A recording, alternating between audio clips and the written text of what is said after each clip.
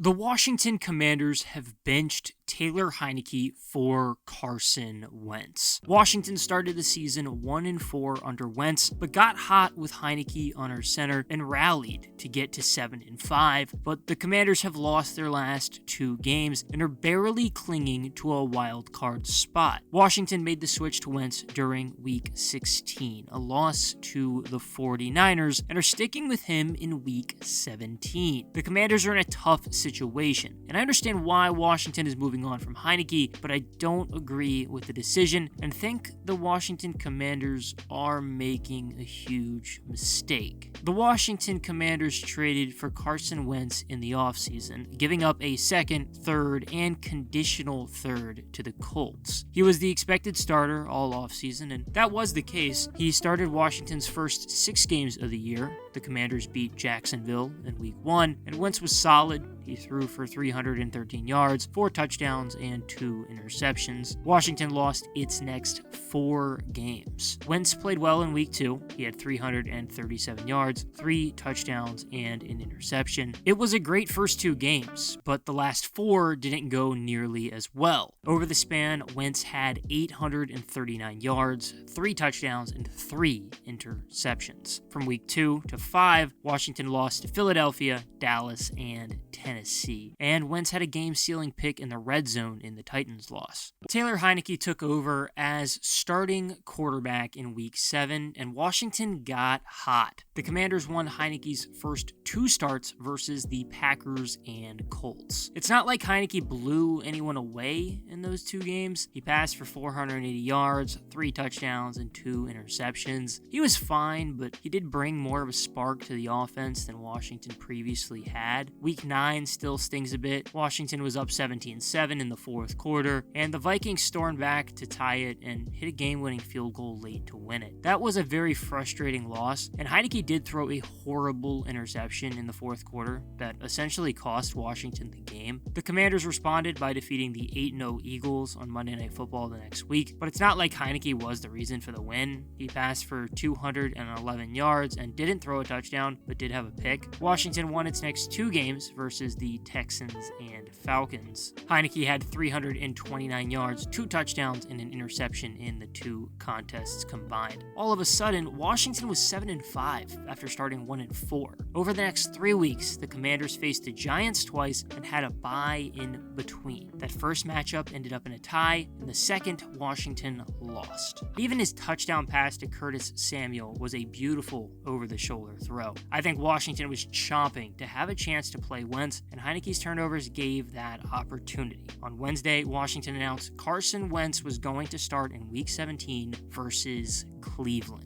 The Washington Commanders currently hold the 7th wildcard spot in the NFC. The Giants have the 6th and own the tiebreaker over Washington. The Commanders are 7-7-1 going into Week 17. There are 3 teams that are 7-8 and in hot pursuit: the Seahawks, Lions, and Packers. Washington has an easy solution to make the playoffs: win its last 2 games. The Commanders host the Browns on Sunday. I'd say that's a very winnable game. Cleveland is out of the hunt and is 2-2 since Deshaun Watson's suspension ended, but the most points the Browns have scored in their last 3 games is just 13. Are you sure about that? Washington can absolutely win that game.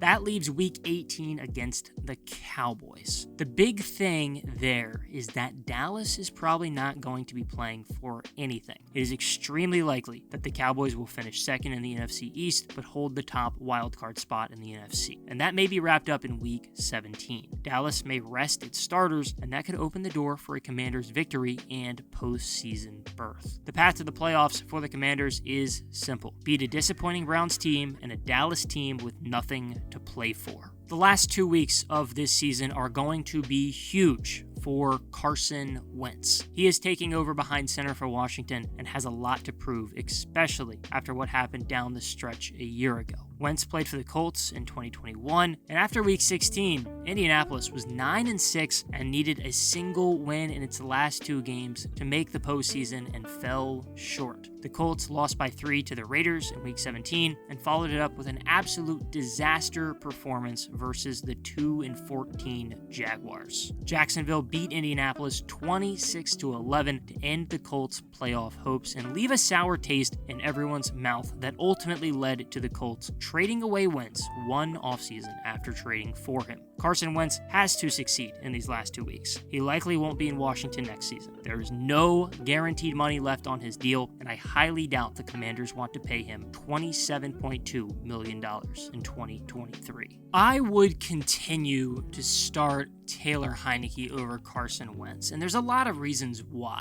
Heinicke is hard to watch at times, but over the past 2 seasons, Washington is 12-11-1 under Heinicke and 2-6 under anyone else. That isn't some coincidence. It feels like the Commanders rally around him and play harder for him. He already had been the guy last year and had some previous familiarity with receivers. Terry McLaurin didn't get a lot of looks early this season, but Heinicke started feeding him once he took over, and it's usually good to have the ball in the hands of your best player. Other than Terry McLaurin, one of the most important players on the field for Washington this season has been Tyler Larsen. Chase Roulier started the season as the Commanders' starting center, but suffered an MCL tear in week 2. That devastated the offensive line until Tyler Larsen took over at center. Washington is 6-1-1 with Larsen at center and 1-6 without him. Larsen suffered a dislocated kneecap in week 13 at New York. I think Carson Wentz may have succeeded a lot down the stretch of this season if he had been healthy, but Taylor Heinicke is the better solution at quarterback when the offensive line is an absolute dumpster fire, and with the way this pass protection has declined since Larsen went down, I do fear that Wentz will struggle. I really do hope I'm wrong. I would love